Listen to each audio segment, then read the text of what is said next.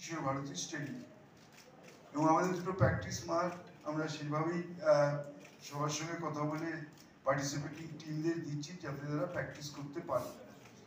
এবং আপনারা শুনলেন যে আবার খুব প্রতিযোগিতামূলক খেলা হবে, কারণ দুটো বিদেশি টিমও আছে, মালয়েশিয়ার একটি টিম আছে এবং একটি নেপালের টিম রয়েছে।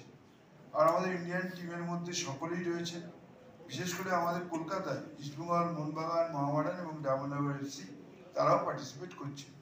তা আমার ধারণা যে খুব উপভোগ্য ম্যাচ হবে এবং আপনারাও সেইভাবে যদি কভার করেন তাহলে প্রচুর দর্শক আসতে পারে। সেইটুকু আমি আপনাদের কাছে সকলের কাছে অনুরোধ করব যে আপনারা যদি একটু খবরের কাগজে একটু জায়গা করে দেন ডুরান্ড কাপকে, তাহলে অনেক মানুষ জানতে পারে।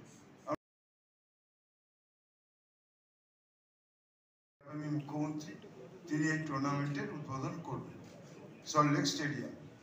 ফলে আমি বলবো সবাইকে যে আপনারা সবাই আসুন, আমাদের তরফ থেকে আপনাদের সবাইকেই প্রেস মিডিয়া সবাইকেই কার্ড দেওয়া হচ্ছে, আপনারাও মাঠে আসুন এবং খেলাকে উপভোগ করুন এবং আমাদের সর্বতোভাবে সহযোগিতা করুন, এইটুকুই আমি আপনাদের কাছে বলব।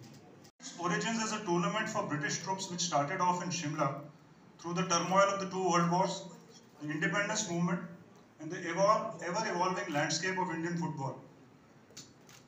What was once a proud tradition confined to one city is now a multi-city, pan-Indian sporting celebration embracing innovation while always honoring its heritage.